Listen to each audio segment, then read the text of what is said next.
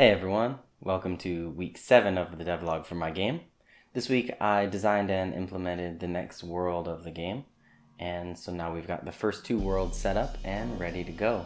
If you're liking this game and looking forward to having it come out, please like the video, subscribe, it really helps me out, and you'll be the first one to know when it comes out. And that's a good thing.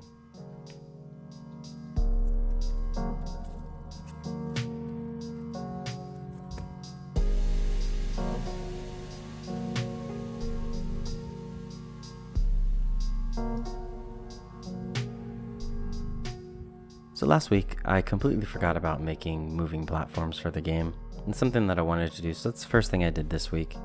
I started out by getting them just on the screen and moving, and I had an issue where it was going slow at the very edges when it got to its endpoints. So we changed that around a little bit, and then it was too fast.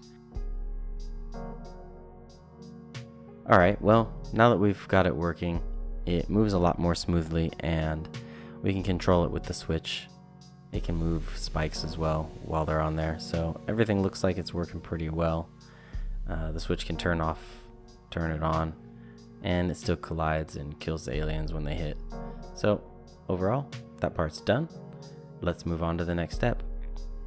The next thing I wanted to get done this week was a little bit of UI stuff. I wanted to have a way of showing the player how many aliens were coming out of the spaceship, as well as what color of each alien is, because in future levels there's going to be different aliens coming out of each ship that want to go back to their own planet. So I implemented a small batch of dots that show up above the spaceship, indicating which ones are coming out and which one is coming out next. So it goes from left to right. As you can see, the left one disappears, purple guy comes out, another one comes out, then we get a blue one and one more purple one finally, before they're all done. Well, this week we got some levels to design for the game, and it's a really nice day outside, so why don't we go over to the river and see if we can get the levels built out there. Let's go.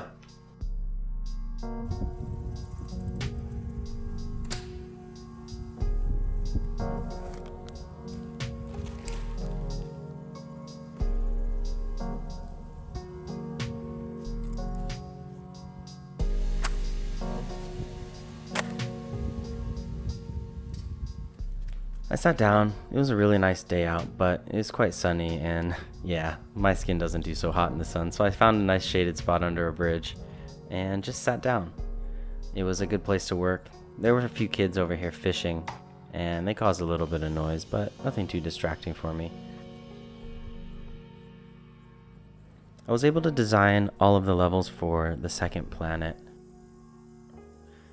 I think they're going to be okay. Once I get them into the game, I'll be able to test them out and make sure that everything works pretty well.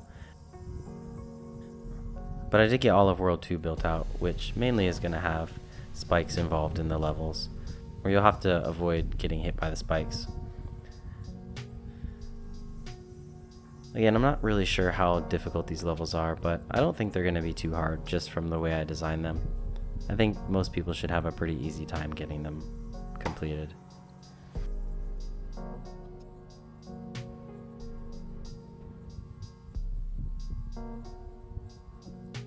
Since it was a really nice day, I decided to sit here a little while longer after completing levels for the second world, and I got to work on levels for the third world, which is going to implement the electricity. The electricity also has switches to turn them on and off, so that's also going to be a mechanic that you're going to see at the end of level 2, or at the end of World 2, to anticipate getting into World 3.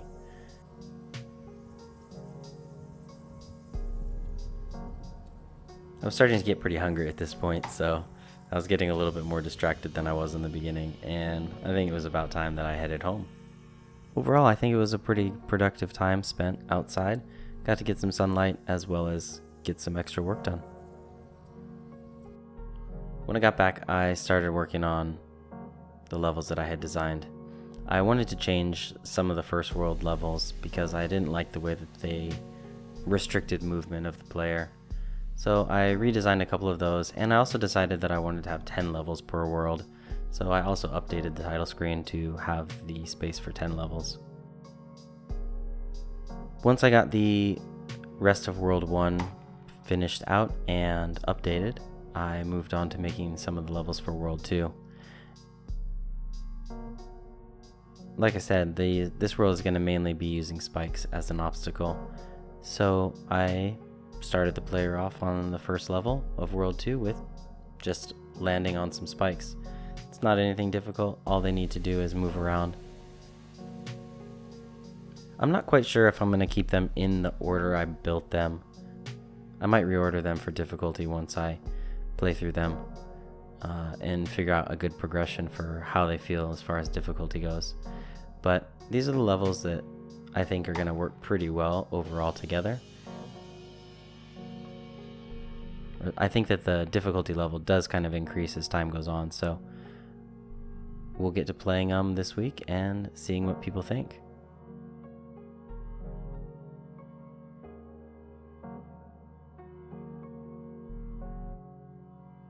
Well, that's all I had time for this week.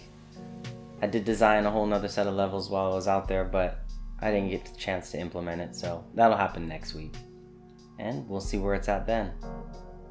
As always, if you liked the video, please subscribe, it would really help me out, and I look forward to seeing you next week. Later.